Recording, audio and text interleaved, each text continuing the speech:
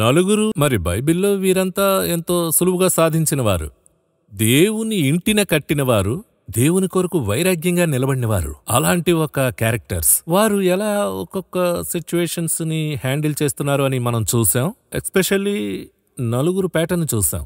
అబ్రహాంని చూసాం, యాకోబుని చూసాం, ఎల్కానాను చూసాం, ఇస్సాకుని కూడా చూసాం. అందులో ఒక గొప్ప టేక్అవే అదే నేను ప్రేక్షకులకు చెప్తున్నాను. ఐసాక్ యొక్క నేచర్లోనికి డీప్గా వెళ్తే ఎలా దేవుని యొద్దకు హ్యాండిల్ చేశారు, భార్యని ఎలా హ్యాండిల్ చేశాడు అని చూసాం. ఈరోజు లేడీస్ని గురించి మాట్లాడబోతున్నాం. చాలా సెన్సిటివ్ అయిన మ్యాటర్. పరిశుద్ధాత్మ మనల్ని నడిపిస్తాడు. ఇప్పుడు ఈ ఎపిసోడ్లో చూసేవారికి ఇప్పుడు అలాగే మనం we are going to the ladies of the house. Important అదే విషయం, అవే 4 ఫ్యామిలీస్, అదే 4 ఫ్యామిలీలు, అదే ఇష్యూ. సరే, ఇప్పుడు భర్తలు ఎలాగా హ్యాండిల్ చేశారనేది చూసాం కదా. అలా హ్యాండిల్ చేయడంలో నెంబర్ 1 వచ్చి ఐసాక్, ది బెస్ట్. ఆ తర్వాత ఎల్కానా, ఆయన హ్యాండిల్ చేసిన విధానం, వీళ్ళిద్దరూ హ్యాండిల్ చేసిన విధానం చూసాం కదండి. ఇదే ఇప్పుడు వీళ్ళ భార్యల గురించి చూస్తే, ఇప్పుడు వీళ్ళు హ్యాండిల్ చేసిన విధానంలో వారి భార్యల రిజల్టే మనం ఇందులో చూడాలి, చాలా ఇంపార్టెంట్గా. ఇప్పుడు శారమని మీరు చూడండి, ఆమెకు కూడా ఇదే విషయమే దేవుడు మాట్లాడుతున్నాడు. అబ్రహాంతో మాట్లాడి ఆ తర్వాత మరొకసారి మాట్లాడుతున్నాడు. మాట్లాడినప్పుడు ఏ విధంగా సాగిలపడి అబ్రహాం నవ్వాడని ఉంది కదా, ఆ సేమ్ వర్డ్ ఇక్కడ చూడండి. 18వ అధ్యాయము 12వ వచనము. శారా, నేను బలము ఉడిగిన దాననైన తరువాత నాకు సుఖము కలుగునా, నా యజమానుడును వృద్ధుడునై ఉన్నాడు గదా అని తనలో తాను నవ్వుకొనెను. ఇప్పుడు ఈమె కూడా అదేలాగా, అతను సాష్టాంగపడి తనలో తాను నవ్వుకున్నాడు, ఈమె కూడా తనలో నవ్వుకుంది. అంటే ఏంటర్థం? ఇద్దరికిని ఈ విషయంలో వన్నెస్ ఉంది. ఏంటని అడిగినట్లయితే, నాకొక బిడ్డనా, నాకు జరుగుతుందా అలాగని చెప్పి వీళ్లే డిస్కరేజ్ అయ్యారు. మనకి కలుగదు, పుట్టదు అనుకున్నారు. పోయినసారి చెప్పిందే మరలా చెప్తాను. దేవుడు మిమ్మల్ని పిలిచాడు అన్నట్టయితే, మీకు బిడ్డ కావాలని గాడ్ డిసైడ్ అయితే తగిన సమయంలో ఖచ్చితంగా ఇస్తాడు. అయితే అలాగివ్వలేదు అంటే ఏదో ఒక రీజన్ ఉంటుంది, దానికొక టైం ఉంటుంది. అంతవరకు యూ మస్ట్ వెయిట్. అందులో మనకి మనమే డిస్కరేజ్ అయిపోతాం. అవన్నొద్దండి, అవన్నీ మనకి జరగవండి అనే కాన్సెప్ట్ వదిలేద్దాం. సరే, అదొక పక్కన ఉంచుదాం. ఇక్కడ మనం రిజల్టే చూడాలి. ఇక్కడ ఈమె ఏం చేసింది అని అడిగినట్లయితే, వెంటనే ఆమె చేసినది, ఆమె ఏం చేసిందంటే హాగరును తనకిచ్చి పెళ్లి చేస్తుంది. ఈమె వేరొక సజెషన్ ఇస్తోంది. అది దేవుని దగ్గర అడిగిన సజెషన్ కాదు, ఈమె ఇస్తోంది. ఎందుకంటే 16వ అధ్యాయంలోని ఈ సంభవం జరుగుతోంది. ఇప్పుడు చూడండి, 16వ అధ్యాయము 2వ వచనం. కాగా శారాయి, ఇదిగో నేను పిల్లలు కనకుండా యెహోవా చేసి ఉన్నాడు, నీవు దయచేసి నా దాసితో పొమ్ము, ఒకవేళ ఆమె వల్ల నాకు సంతానము కలుగవచ్చునని అబ్రాముతో చెప్పాను. అబ్రాము సారాయి మాట వినేను. ఇక్కడ ఈ చోట విషయం ఏంటంటే, ఈమెకి జరిగేటువంటి కార్యాలు ఇది 13 సంవత్సరాల క్రితం జరుగుతోంది.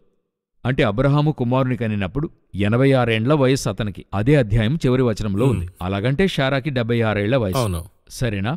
అదే ఆమె కుమారుని కనేప్పుడు 90 ఏళ్ల వయస్సు. సో వారి కుమారుడైన ఇస్సాకును దేవుడు వాగ్దానం చేయడానికి 14 ఏళ్లకు ముందుగా ఇది జరుగుతుంది. ఇప్పుడు ఈమెకి పిల్లలు లేరు. ఇప్పుడు ఈమె ఎలాగ హ్యాండిల్ చేస్తుందనేదే ప్రశ్న. ఈమెకి పిల్లలు లేరు. ఇప్పుడు ఈమె ఏం చేస్తుంది? పిల్లలు లేకపోవడం రెక్టిఫై చేయాలనుకుంటుంది. అబ్రహాం వెయిట్ చేస్తున్నాడు. అబ్రహాం అర్జెంట్ పడలేదు. అయితే ఈమెం చేస్తుంది?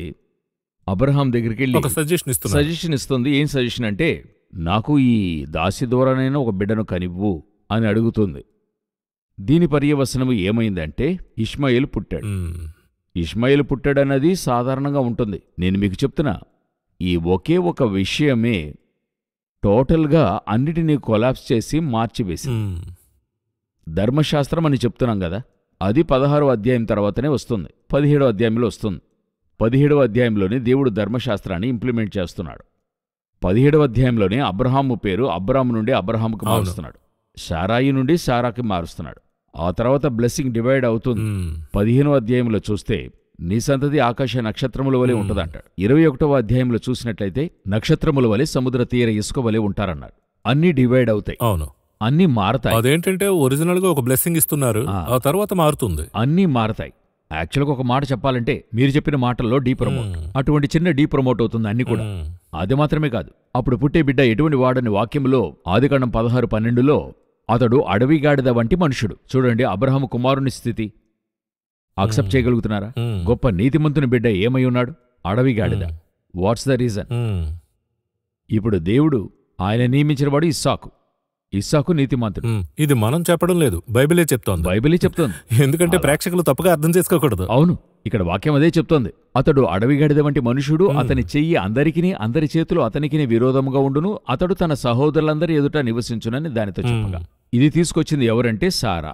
బిడ్డను దేవుడు మీకు అనుగ్రహిస్తున్నాడు అనేటువంటి ఒక కాన్సెప్ట్ ఉందంటే దేవుడు ఇస్తాడు, ఒక కాలఘట్టంలో ఇస్తాడు. అది దేవుడిచ్చేటువంటి బ్లెస్సింగ్. అది ఇచ్చేంత వరకు యు మస్ట్ వెయిట్. లేదంటే మీకు ఏం జరుగుతుందంటే ఒక అడవి ప్రవర్తన మనిషి పుడతాడు.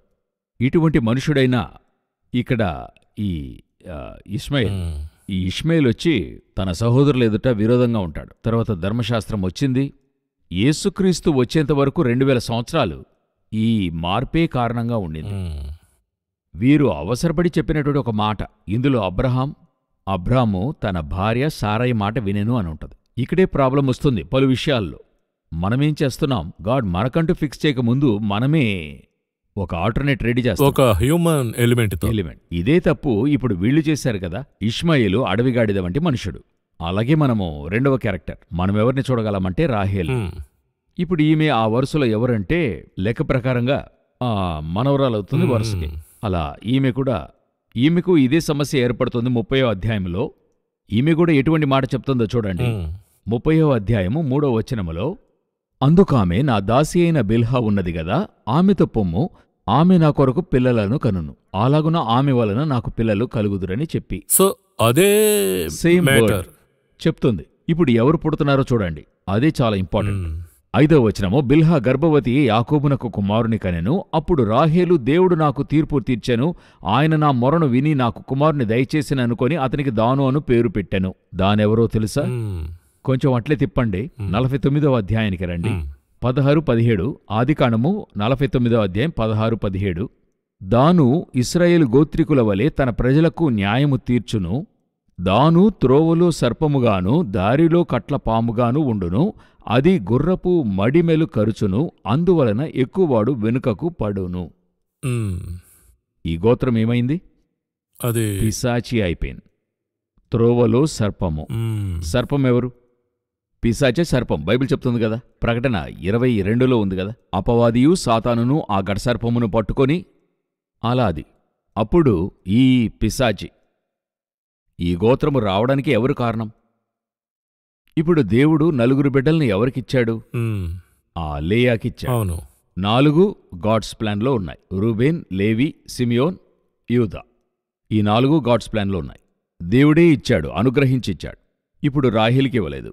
ఇప్పుడు దేవుడు రాహేలును జ్ఞాపకం చేసుకున్నాడు. ఆదికాండం 30వ అధ్యాయం 30లో చూడండి, 22వ వచనము, దేవుడు రాహేలును జ్ఞాపకము చేసుకుని ఆమె మనవి విని ఆమె గర్భము తెరిచెను, అప్పుడు ఆమె గర్భవతి అయి కుమారునికని దేవుడు నా నింద తొలగించెననుకొనెను, మరియు ఆమె యెహోవా మరి ఒక కుమారుని నాకు దయచేయునుగాక అనుకొని అతనికి యోసేపు అను పేరు పెట్టాను.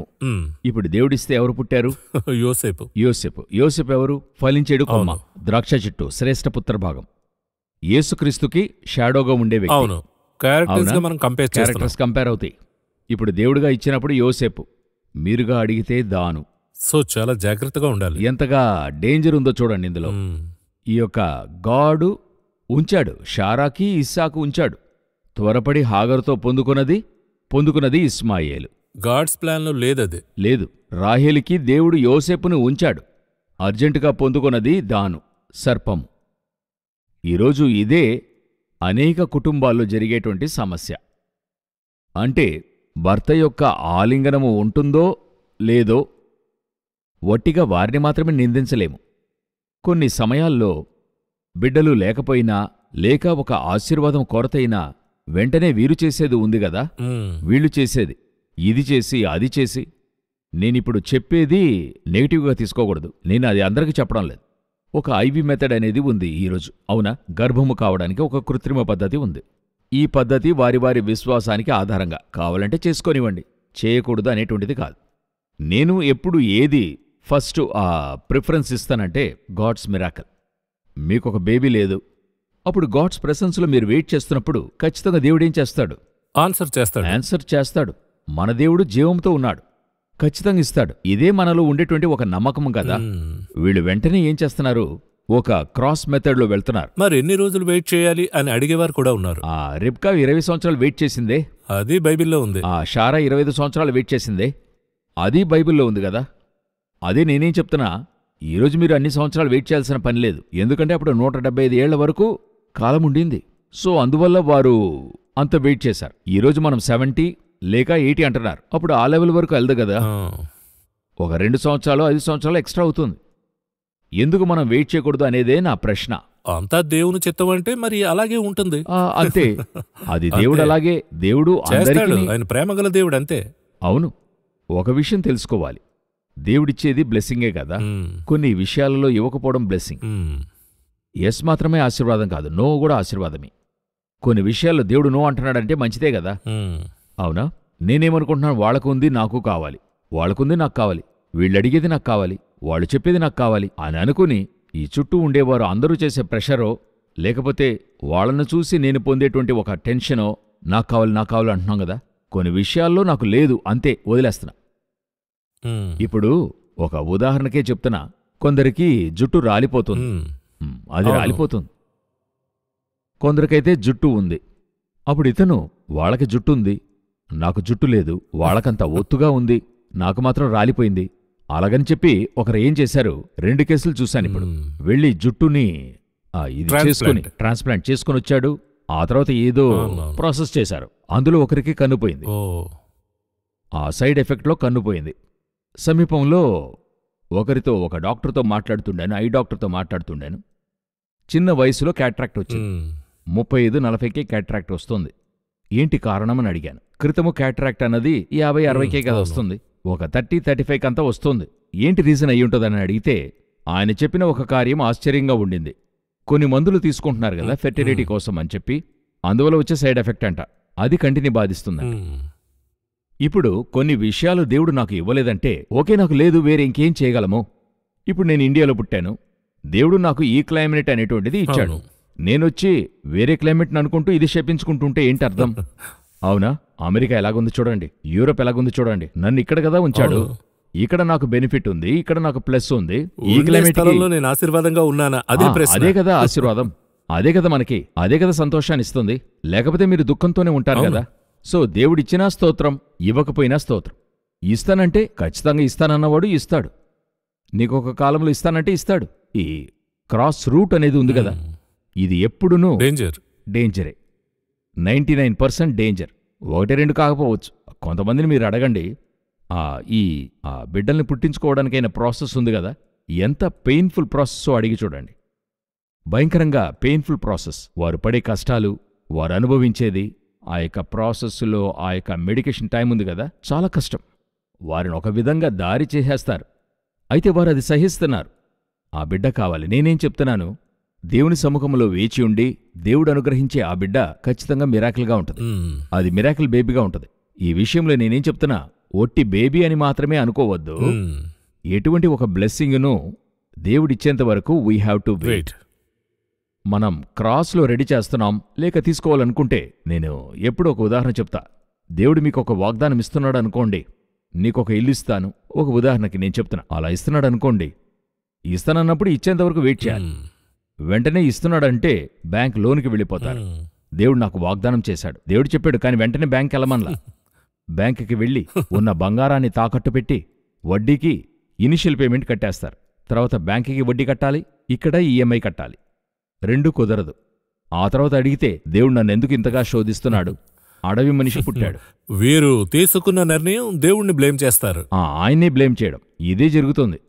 మరి ఒకవైపు ఈ షారా రాహేలు ఉండేటువంటి ఒక గ్రూప్, ఇది ఒక టైప్ ఆఫ్ ప్యాటర్న్. ఇంకొక ప్యాటర్న్ ఉంది, ఏల్కనా వైఫ్, మనం చెప్పుకున్నాం కదండి 1 సమూయేల్లో. ఈ వాక్య భాగంలో చూడండి, అక్కడ ఏమి చేస్తుందని చూసినట్లయితే 10వ వచనాన్ని చూడండి.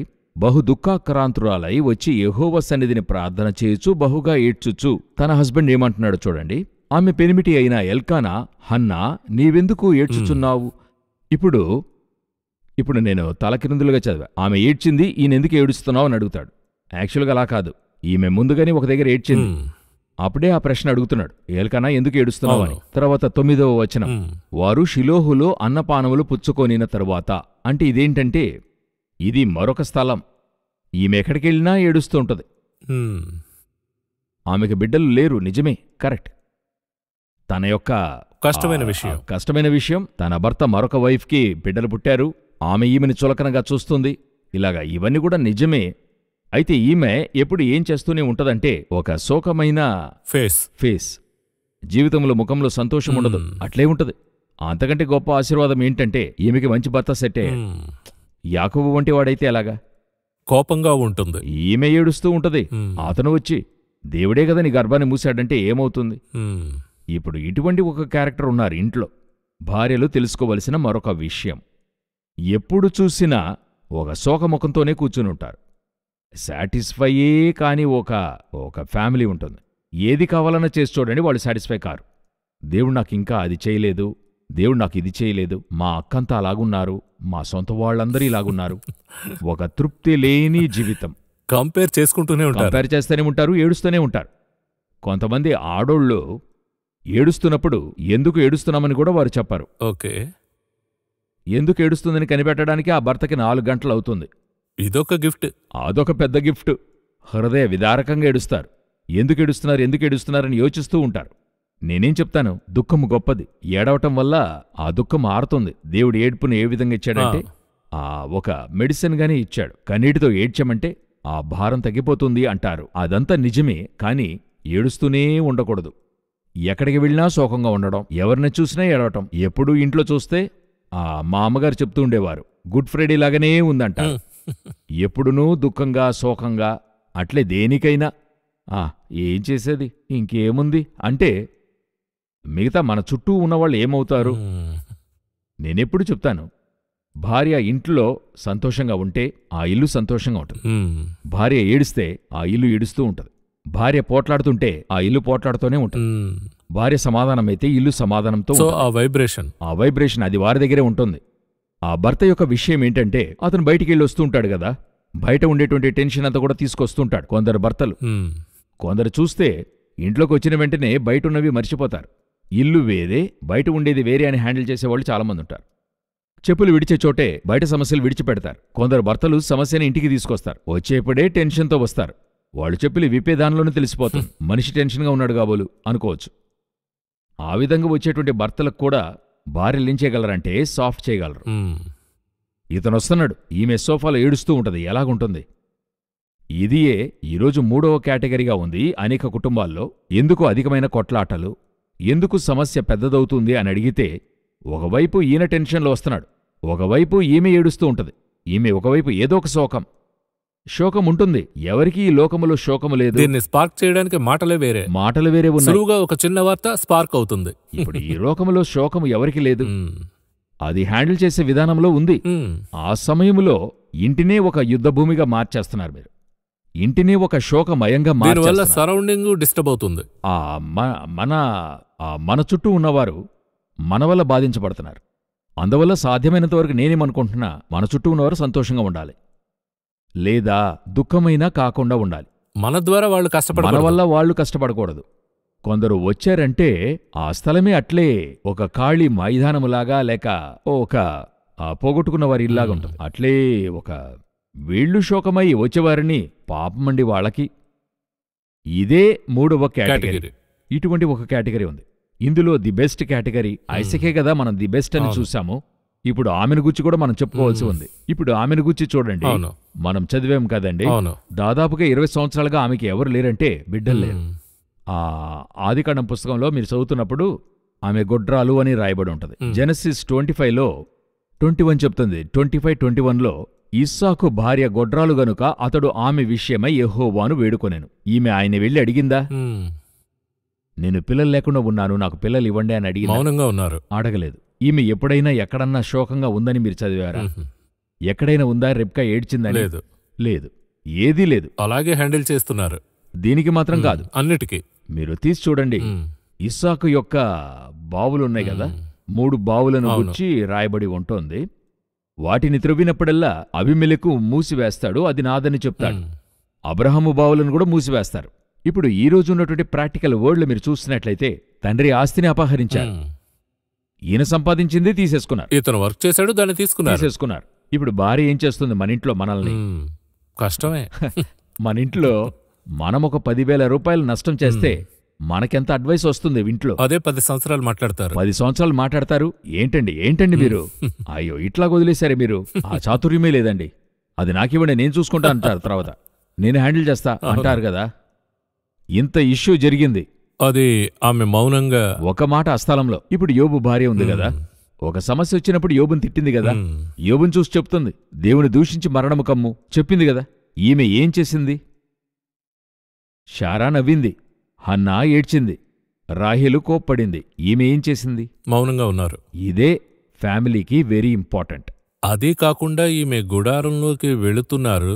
ఎంత పెద్ద ఎంతటి క్యారెక్టర్ క్యారెక్టర్. వేరే గుడారాన్ని నిర్మించుకోలేదు. ఈమెకొకటి లేదు, ఆమె అత్తదే. అక్కడికి వెళ్ళి అలాగే ఆమె ఇప్పుడు ఈరోజుండే రెబ్కా ఏం చెప్తారు తెలుసా? నువ్వు తీసుకొచ్చి మీ అమ్మ గుడారంలో ఉంచావు, మీ అమ్మకి ఎలా పిల్లలు లేరో అలాగే నాకు పిల్లలు లేరు చెప్తారా లేదా? యూజువల్గా ఈరోజు చెప్పేదే కదా. అవును. క్యాషువల్గా ఈమె దగ్గర ఆ మాట ఉండనే ఉండదు. మౌనంగా జెంటిల్ గా హ్యాండిల్ చేస్తున్నారు. భర్తకున్న సిచ్యువేషన్ కి బ్లెస్సింగ్ గానే ఉంది ఈమె. అవును, ఆ మనిషికి టెన్షన్ ఇవ్వలేదు. చాలా స్పిరిచువల్ గా ఉన్నారు. యాకోబు దగ్గరికెళ్ళి రాహేల్ టెన్షన్ చేస్తుంది, అందువల్ల అరుస్తాడు. నేనా కారణము? దేవుడు కదా మూశాడు. అతను అరవడానికి కారణం ఏంటంటే ఇప్పుడు చెప్తాను. చాలామంది భర్తలు ఎందుకు టెన్షన్తో రిమోట్ని పగలగొడుతున్నారు, ఇంట్లో విసిరి కొడుతున్నారంటే చాలామందికి ఈ విసిరి కొట్టే సౌండ్ బయటికి వినపడుతుంది.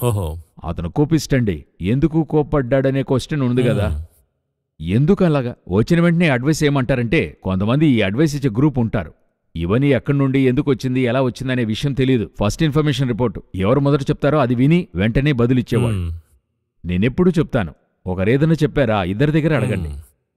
ఈ పెద్దరికం చేసిన వారు సంబంధితమైన వారిని అడగండి, వీరు చెప్తారు. ఇంకొకటి ఉంది, ఈ భార్యలు ఏడ్చుకుంటూ వెళ్ళి చెప్పిన వెంటనే అది అట్లే అక్సెప్ట్ చేసేటోడి గ్రూప్. సెంటిమెంటల్ గా కూడా ఉంది. అవును, చూడండి రిమోట్ అంతా పగలగొట్టారు, ప్రూఫ్ తో ఉంటాయి. అవునా? కరెక్ట్. నేనేమంటాను, తనెందుకు పగలగొట్టాడు? పగలగొట్టినందుకు కారణమేంటి? మీరు ఉత్తినే కూర్చున్నప్పుడు తను నేరుగా రిమోట్ తీసుకొచ్చి పగలగొట్టాడా? ఉండదు. Something happened. ఏదే ట్రిగ్గర్ చేసింది, ఎక్కడది? అప్పుడు అడగండి. లేదు నేను ఉత్తినే మాట్లాడా, అతను పగలగొట్టాడంటే దానికి అడ్వైస్ చేయొచ్చు. నేనెప్పుడు చెప్తాను, for each and every action there is an opposite reaction. మీరు ఏం చేశారు? మీరు నిప్పు వేశారు, అక్కడ మండిపోయింది. నిప్పు ఆపితే మండడం అనేది తగ్గిపోతుంది. అవునా? ఈ హ్యాండిల్ చేసేటువంటి విధం ఉంది కదా, ఇట్స్ వెరీ ఇంపార్టెంట్. సో ఈమె దీన్ని ఇస్సాకు భార్య బాగా పర్ఫెక్ట్ గా హ్యాండిల్ చేస్తున్నారు అన్ని చోట్లలోనూ, అన్నిటి దగ్గర. ఇప్పుడు ఇస్సాకు తప్పైన నిర్ణయం తీసుకుంటున్నాడు ఒక దగ్గర. ఏంటంటే గాడ్స్ విల్ లేని ఒక వ్యక్తిని ఆయన ఆశీర్వదించబోతున్నాడు. అవును, ఆమె హ్యాండిల్ చేసిన విధం చూడండి. మరి గాడ్స్ విల్ లేకుండా తన కుమారుణ్ణి, అదే ఒకరిని ఆశీర్వదించబోతున్నాడు. ఆమె చేసే విషయాన్ని చూడండి. మరణమునకు రానివు, నువ్వెళ్ళు, అదెంత చక్కగా హ్యాండిల్ చేస్తుంది. అతని దగ్గర నీకేమైనా బుద్ధుందా? వాడే ఊరు తిరుగుతున్నాడు, వాడిని ఆశీర్వదిస్తారా? మీ పిల్లుణ్ణి మీరు అడగరా? మీరు ఖండించరా? అవన్నీ ఆమె మాట్లాడలేదు. చక్కగా ట్యాకిల్ చేసి హ్యాండిల్ చేసి ఆశీర్వాదాన్ని యాకోబుకి ఇప్పించి ఊరు పంపుతుంది. ఎంత పర్ఫెక్ట్ అయిన లేడియో చూడండి. నేనొచ్చి ఈ టోటల్ బైబిల్లో నెంబర్ 1 అంటే రిబ్కానే నెంబర్ 1, ది బెస్ట్. ఇందులో ఒక్కొక్క విషయాన్ని ఆమెను బట్టి మీరు ధ్యానించి చూడండి. గర్భములో శిశువులు పెనుగులాడతారు. ఈరోజు మీరు ఇంట్లో ఉన్నప్పుడు ఇలా జరిగితే, అంటే కడుపులో బిడ్డలకి ఇలా జరిగితే, ఆ ఇంటిలో భార్యలు ఏం చేస్తారు? పక్కన మొగుడు చచ్చాడే, డాక్టర్తో అపాయింట్మెంట్ తీసుకోండి, నొప్పి స్కాన్ తీయండి. ఇది నేను కొరతగా చెప్పలా. అయితే రిబ్కా హ్యాండిల్ చేసిన విధం చూడండి. ఇలాగైతే ఎలాగా అనుకుని ఈ విషయమే యెహోవాను అడుగు వెళ్ళాను. అది స్పిరిచువల్గా హ్యాండిల్ చేసేది కాకుండా హడావిడిగా ఈరోజు చాలామంది ఆ విధంగానే ఉన్నారు, ఇలాగే ఫేస్ చేస్తున్నారు. ఒక స్పిరిచువల్గా హ్యాండిల్ చేసే విధం అది లేదు కదా ఈరోజు. వెంటనే ఏదో ఒకటి రాహేల్గా ఉంది, అరిచి ఏదో ఒకటి చేయడం, లేదా హన్నాగా కూర్చుని ఏడవటం, లేకపోతే షారాగా సొంతగా ఏదో ఒకటి డిసైడ్ చేసి, లేక ఆల్టర్నేటివ్. ఈమె ఒక్కరు మాత్రమే ఏదీ చేయదు. 20 సంవత్సరాల పిల్లలు లేరు. ఆమె నిదానించింది, వేచి ఉండింది. వెళ్ళి ఇస్సాకుకి టెన్షన్ ఇవ్వలేదు, ఏది చేయలేదు, కోప్పడలేదు. ఇస్సాకుకు నష్టమొస్తుంది, అందులో ఏం చేయలేదు. ఆ 20 ఏళ్ళు అతనే ఒక సమస్యతో ఉన్నాడు, అతనొక దారిలో ఉన్నాడు, అతనొక సమస్యలు వెళ్తున్నాడు. అన్నిటినీ ఆమె హ్యాండిల్ చేస్తుంది చూడండి. ఇదియే స్పిరిచువల్. మరి ఒక సమస్యను హ్యాండిల్ చేసే ఒక స్త్రీ, ఒక భార్య, ఒక తల్లి నేర్చుకోవాల్సిన ముఖ్యమైన విషయాలు. సో దేవుని ఇల్లు అని పేరు పెట్టాం. అయితే ఆ ఇంటిలో ఉన్న విషయాలు ఇన్ని ఉన్నాయి. అవును, ఈమె ఈ ఎలా విధంగా హ్యాండిల్ చేస్తున్నాం? ఈమె ఇలాగ కట్టి పని చేయడం వల్లగే క్రైస్ట్ రాగలిగాడు. ఒక పెద్ద చాప్టరే వస్తుంది. అవును, ఇప్పుడు ఇస్సాకుకి రిబ్కా మరొక దాసినిచ్చుంటే ఏమై ఉండేది? ముగిసింది కదా. దేవుని యొక్క ఆ విషనే చెదిరిపోయింది. సో ఒక్కొక్క దేవుని ఇల్లు ఇలాగే ఉంటే ఎంత గొప్ప కార్యాలు సాధించవచ్చు అనే థాట్ మన ప్రేక్షకులకు వచ్చింది అంటే ఎక్కడ ఎంత ఉన్నాయో. ఇప్పుడు ఈ మీరు చెప్పేది నేను చెప్తా. గత ఎపిసోడ్ ఈ ఎపిసోడ్ చేర్చే చూడాలి. అవును, ఒకటిగా చూడాలి. అవును, కొంతమంది ఏం చేస్తారు, ఒకటి చూస్తారు, వీళ్ళు మేల్ డామినెంట్ అనే స్థానానికి వెళ్ళిపోతారు. ఇప్పుడు మనము సహోదరులకు ఆలోచన ఇస్తే మేల్ డామినెంట్ అవుతాం, లేకపోతే సహోదరులకు ఆలోచన ఇస్తే ఫెమినిస్ట్లు అయిపోతాం. మనం ఇప్పుడు అటువంటి మనం బైబిల్లో ఉండేదే చెప్తున్నాం. మనం బైబిల్లో ఉండేదే చెప్తూ ఉన్నాం. వారి దృష్టి ఎలాగుంది మీరు వెళ్ళి గత ఎపిసోడ్ని చూడండి. భర్తలు ఎలాగుండాలనే ఉంది. ఈ ఎపిసోడ్లో భార్యలు ఎలాగుండాలి, ఒకే ఇష్యూవే. ఒక కొరత కుటుంబంలో, ఒక ఆశీర్వాద కొరత, లేక బిడ్డలు లేరు. ఇది ఎలాగ ఇద్దరూ హ్యాండిల్ చేయడం అనేది 4 ఫ్యామిలీస్తో చూశాం. అందులో ది బెస్ట్ ఐసక్ అండ్ రిబ్కానే పర్ఫెక్ట్గా హ్యాండిల్ చేస్తారు. అతను దేవుని దగ్గర ప్రార్థించాడు, ఈమె ప్రశాంతంగా ఉండింది. ఇద్దరు కూడా కలిసి చక్కగా ఒక ఫ్యామిలీని కట్టారు. This is very important. దేవుని ఇల్లు అనడానికి ఒక రోల్ మోడల్ మనం చూసాం. పలు ప్రాక్టికల్ విషయాలు కూడా చూసాం. ఎలా దేవునితో ఫెయిత్తో వాక్ చేయాలి, మిక్కిలి గొప్పవారు ఎలా హ్యాండిల్ చేశారు, అంతా బైబిల్ బేస్గా ఉంది. అదే నాకు నచ్చిన విషయం. ఇదేదో మీరు నేను ఏదో ఊహించి మాట్లాడలేదు, బైబిల్లో ఉన్న విషయాలే మాట్లాడుతున్నాం. సో ప్రేక్షకులు అర్థం చేసుకోవాల్సింది, నేను ఈ కార్యక్రమం చూస్తున్నాను, దీన్ని చూసి కమెంట్ చేయడం గొప్ప విషయం కాదు, దీన్ని వెళ్ళి ధ్యానించాలి. తిరిగి వెళ్ళి డీప్గా వెళ్ళి చూస్తే వారికి రెవల్యూషన్ దొరుకుతుంది. నాకు ఈ 2 ఎపిసోడ్స్ ఒక యూనిక్ అయిన ఎపిసోడ్స్. ఇంకా చెప్పాలంటే క్లాసిక్ అంటాను కదా, ఎందుకంటే దేవుని ద్వారా ఇవ్వబడిన ఈ ఎపిసోడ్స్ అలాగే ఉన్నాయి. అయితే ఇది చాలా యూనిక్ గా ఉంది. అన్ని కుటుంబాల మీద దేవుని ఆశీర్వాదం ఉంటుంది. చాలా సంతోషం బ్రదర్ జగన్. మరో కార్యక్రమంలో మరొక దేవుని ఇల్లులోని క్యారెక్టర్ ఒకటి చూద్దాం. కార్యక్రమానికి వచ్చినందుకు సంతోషం. వందనాలు.